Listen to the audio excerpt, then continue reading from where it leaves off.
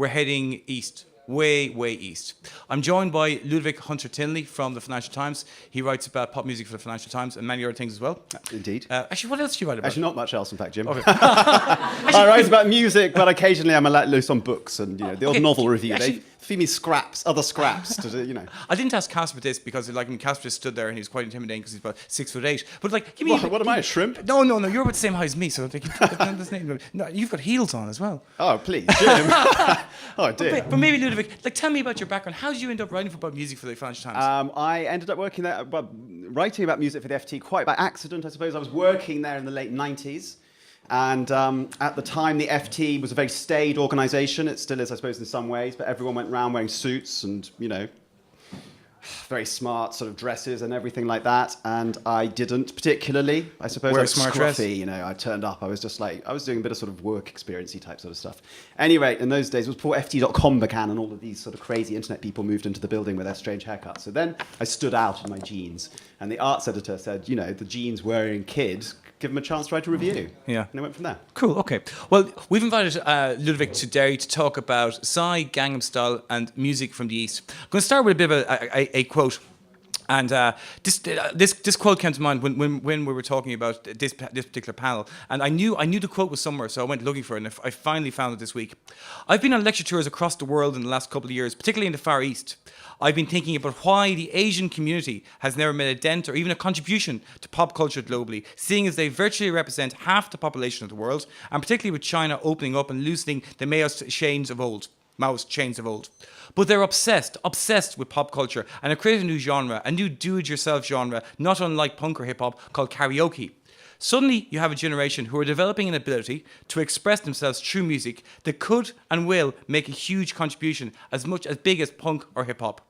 That quote's from Malcolm McLaren, the Sex Pistols' former manager, from 1998. After the Sex Pistols bandwagon ran out of steam, Malcolm got involved in lots of interesting things over the years. And one thing he was always, in all times I interviewed him, he was always harping on about was music from the East. The fact that these huge cultures out in Korea, Japan, and China, and someday they would take over the world. And that leads us to last year's big hit, which was Gangnam Style, with its over 1 billion views on YouTube, and a huge global hit, the likes of which really has never been seen before. The question is it simply a novelty song, or is it something genuinely new? Is it bringing about something new? And in order to try and sort of tease this out, I want to go back to the Macarena, which some of you may remember, from 1996. Some of you may even have danced to Macarena. Big hit, 1996. Like Gangnam Style, it had its own dance. 50,000 baseball fans in New York danced it. It's the world record for the biggest group dance. Anyway, what I want to do quickly, just to go and sort of elucidate the differences between Macarena and Gangnam Style, is to play the original. Here we go. You can all get up and dance to Macarena if you want.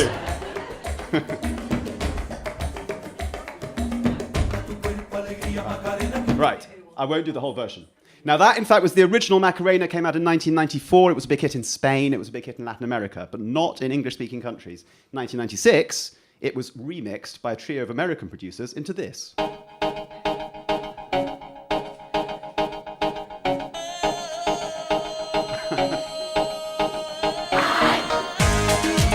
Okay. You get the gist. It also had English lyrics. So the big hit, in fact, had English lyrics and a completely different sound. The original was like a rumba. The remix was Western pop music, totally different. Now, Gangnam Style, let's just have a little snatch of that to remind ourselves of what we're dealing with. Open Gangnam Style. Gangnam Style. Now, there, you'll notice that there's nothing which you would say is specifically Korean other than the language in that. It sounds completely sort of Western. Or maybe our music sounds Korean. It's impossible to tell. And what's more, of course, the lyrics. He doesn't say, the only English in Gangnam Style is a sexy lady. The rest is completely Korean. So I think that there is a difference between Macarena and Gangnam Style. I think Macarena was a genuine novelty song, which was retailored for sort of English-speaking ears, as it were. Gangnam Style is something which is much more sort of uncompromising in certain respects, yet instantly familiar to us in another way too. Yeah, that whole idea as well, Ludovic, of kind of like, that Psy, people looked at Psy, people saw the video and they just went like, oh, novelty hit. It's like totally novelty hit. But I don't remember the Macarena or Bob the Builder getting millions and millions of YouTube views.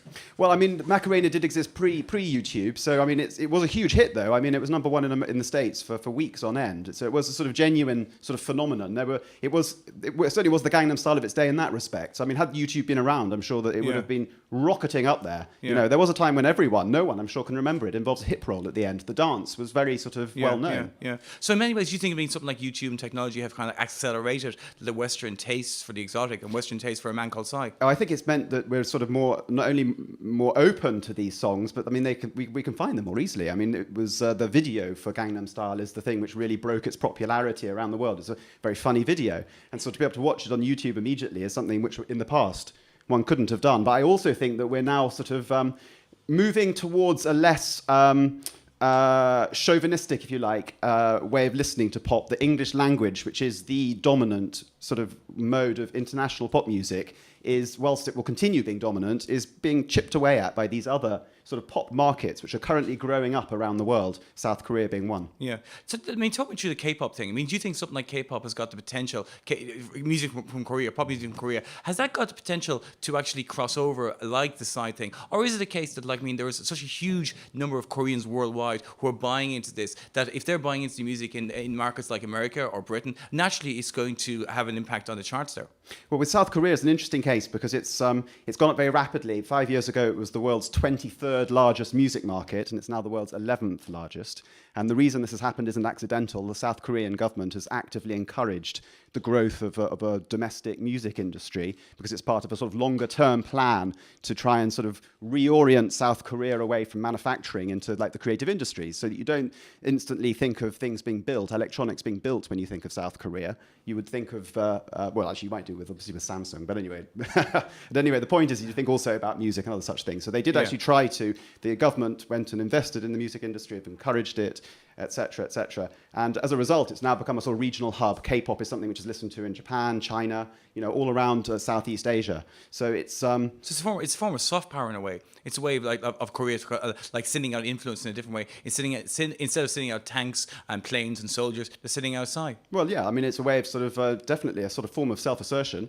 And I think also the other thing to say about it is that the music is much of it is like hip hop, R&B. These are the influences in it. There are other bands like Super Junior, a boy band, every bit as drippy as our own sort of homegrown varieties. There's someone called G-Dragon, who's very sort of hip-hop in a sort of Missy Elliott, well, more recent than that, I suppose, sort of a way. There's a whole variety, Big Bang, all of them are in this doing this type of music, which is, and what's more, they sing, many of them, in a mix of English and Korean. It's as if it's just like the two worlds have gone and blended together in a totally seamless fashion. And I think that whilst it's not as if our charts are suddenly going to be full of K-pop stars, I do think that they have the ability to turn up occasionally, if you see what I mean, in a way that they never did, because our charts have always been basically totally monoglot. Yeah, but they're also, what all those acts you're talking about just there right now, they're assimilating now music that's coming from the West. You know, they're taking on board hip hop, they're taking on board R&B, and they're kind of influencing there. Do you think that there's any market for what traditional music were outside of there? Well, I think that, I mean, almost every country has its own sort of homegrown pop music. So, I mean, for the K-pop in Korea, you can have J-pop in Japan, Canto pop in China, Schlager in Germany, turbo folk in the Balkans. All of these are very popular sort of forms of pop music, some of which travel, others of which don't. Korean traditional music, I'm afraid I know absolutely nothing about. Okay, that's to answer that question. But going back to something you said earlier on about, like, you know, the way that like English being the dominant language of kind of the pop market, and something like Psy Come On, there's only a couple of lines of English in the actual song.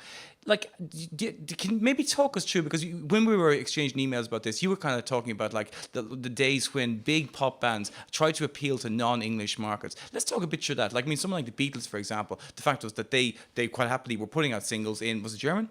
Yeah, that's right. In fact, I can give you another example as I return to my DJ role. It's great to have a So here we go. DJ This would be a prize for anyone who can actually get the title for this particular. Actually, hold on. Pause. This is the raffle question. Whoever gets the title of this song wins 2 tickets for tonight. Yeah, that's right.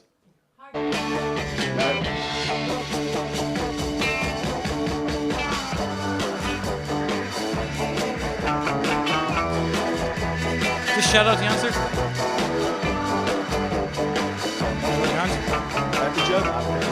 Oh, yes. That's what they're singing.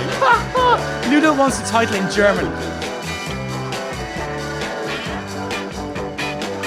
Yeah? Come, give me a deine Hand. Yeah, Who's that's it. Who's that back there? Very good. That lady there wants 2 tickets Excellent. tonight. Now that's one actually.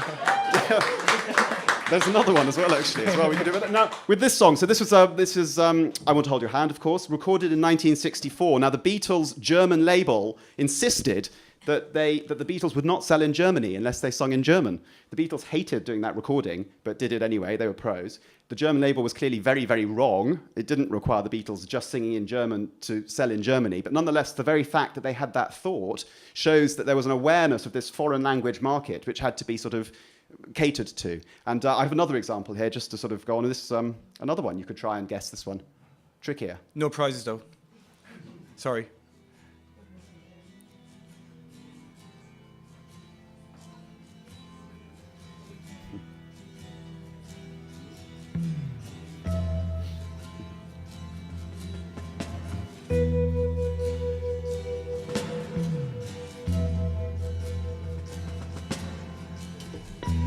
It's quite a long intro. Can't guess this at all. La mia mente ha preso il volo. Un pensiero uno solo. Okay. Yeah, so that one, this one is actually a very hard title to guess because it was renamed. This was obviously Space Oddity in the original, recorded in 1969, re-recorded for the Italian market as Ragazzo Solo, Ragazza Sola. Lonely Boy, Lonely Girl. It was retranslated and changed from the Space Oddity song into a song about a couple who meet on a mountain. But that also shows. I mean, what that also shows as well. Like, I mean, the fact that Beatles went in and did it. You said they were pros. Bowie went off and recorded in Italian. I mean, they listened to the record label. You know, there was money to be made from doing these foreign language versions.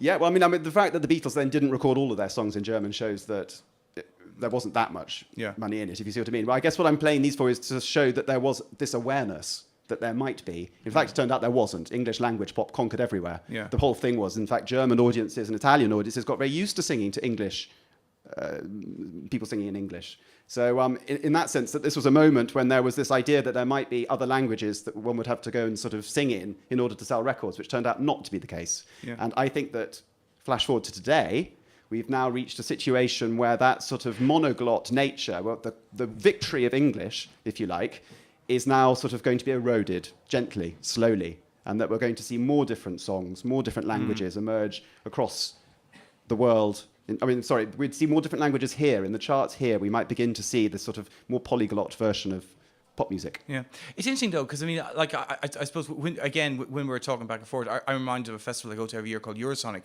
Eurosonic is a showcase festival in Groningen in Holland, and it's the best in the best. How you doing? Yeah, well, the best European bands play there every single year, and it strikes me. I'm seeing bands from the Netherlands, I'm seeing bands from Germany, France, Italy. They're all singing English, you know. I mean, do you think we're going to come back to a point where, like, I mean, it will be kind of like commercially acceptable maybe for these acts, and maybe even culturally acceptable for these acts to return singing in native languages? Well, I mean, it's an interesting question because someone like ABBA, for instance, they had to make a decision at the beginning of their career whether to sing in Swedish or English. I sadly don't have an example of the former. But they did sing in Swedish. They sang one of their songs, one of the first singles, in Swedish, and then they also recorded it in English. And so there was a sort of toss-up there, and they decided that obviously English would be the way to sing, and obviously, you know, they were proved right in that respect. So, and the fact that you now have all of these K-pop stars who sort of are moving between English and Korean very sort of easily. Most of the hooks, the choruses seem to be in English, and then lots of the lyrics are in Korean. Just, it shows it's sort of getting mixed up. That I don't think someone like Psy has said that his follow-up single to Gangnam Style will be in English, which is obviously a sensible sort of thing to do in terms of trying to sort of cement his popularity outside Korea. But I wouldn't be surprised if he would also then, he wouldn't give up. I mean, he's not going to give up singing in Korean, rapping in Korean, if you see what I mean. Yeah, exactly. And like, you know, again, if record labels are looking at this, and like we talked earlier on with Casper about like where record labels are right now, and he's kind of pointing out there's still a lot of money in the music industry. Can you see labels kind of like, I mean, like establishing more domestic, I suppose, catalogs? You know, we've still got like labels have offices in Scandinavia, France, Germany, whatever. But most of the acts they're signing them, pushing them towards an international market by like signing acts who are like they could be the One Direction of Germany or whatever. They could be the Westlife Lithuania, and like they're making them sing in English. You know, do you think the record labels, when they see there's money in all this, may well go back to kind of signing local acts and keeping them local? Yeah, I think that's exactly what will happen. The International Federation of Phonographic Industry, I think they are, the IFPI, did a report which was published this last year, which found out that, they had lots of figures, but basically the figures were that the music industry currently makes 80% of its revenue from just 10 countries.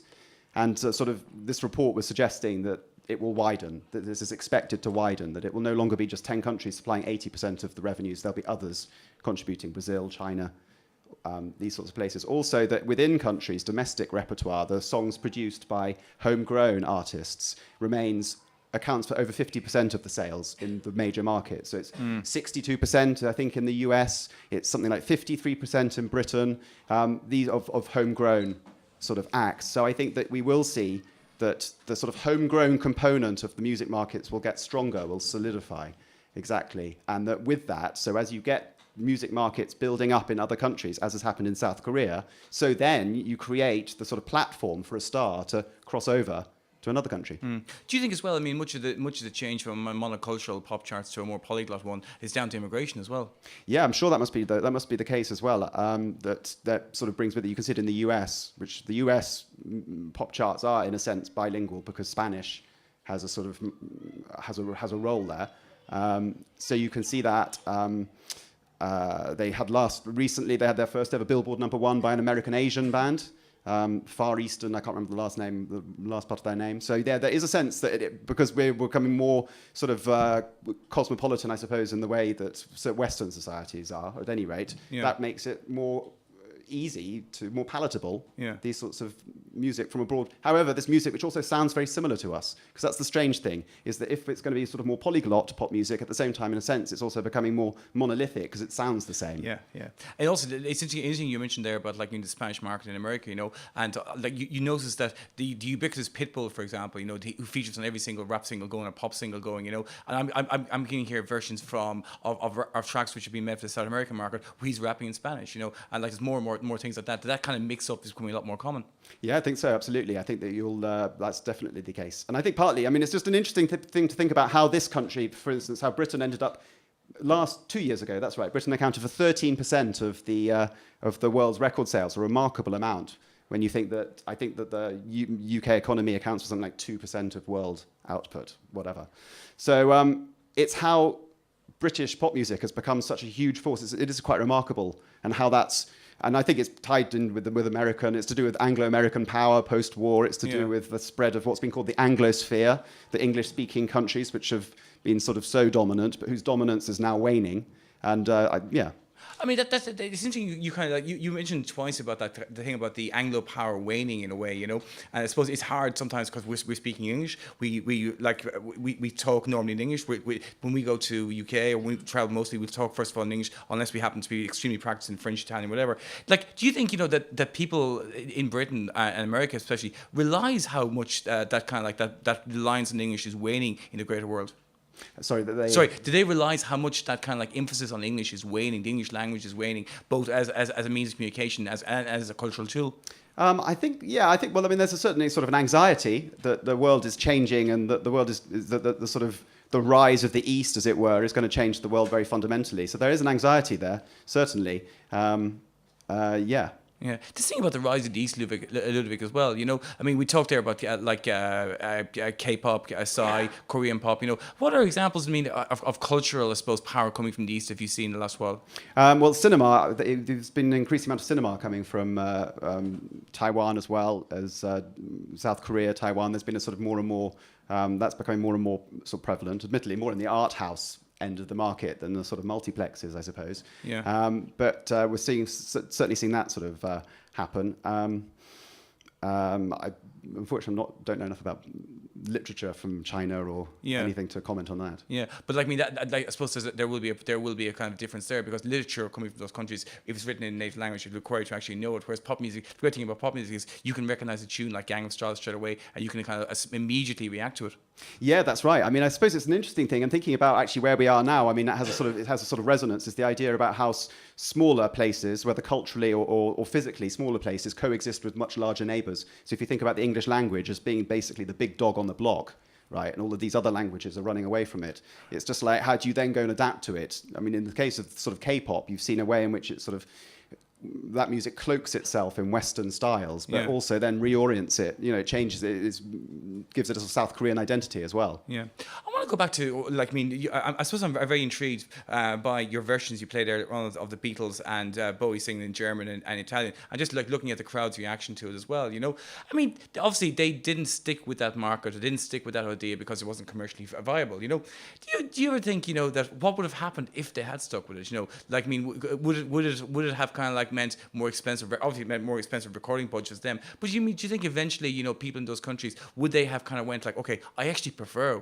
Bowie singing the Italian, or would it be a case that they went, no, we want the same music the whole world has? Yeah, well, I guess it would have resulted in Ringo Starr being fluent in German, which would have been a remarkable thought. Yeah, I think it would be we would have, in a sense, be more interesting, wouldn't it? If if that had happened, if we'd had everyone having to go and adapt themselves for sort of foreign consumption, as it were, we'd end up with a much more sort of mixed and varied diet, I think. Instead of which, we've had, Casper mentioned earlier, world music. I mean, we've gone and created this category, world music. I mean, it's an extraordinary, of which our music somehow isn't a part of it. It's not part of this world. Where does it exist? You know, Space Oddity, is it up in sort of somewhere in outer space? It's a sort of, so I mean, I think that I think the whole idea of world music is now beginning to, which I think began in the 80s as a marketing tool, I think now is beginning to slightly change, and that we are sort of moving to a bit more of a sort of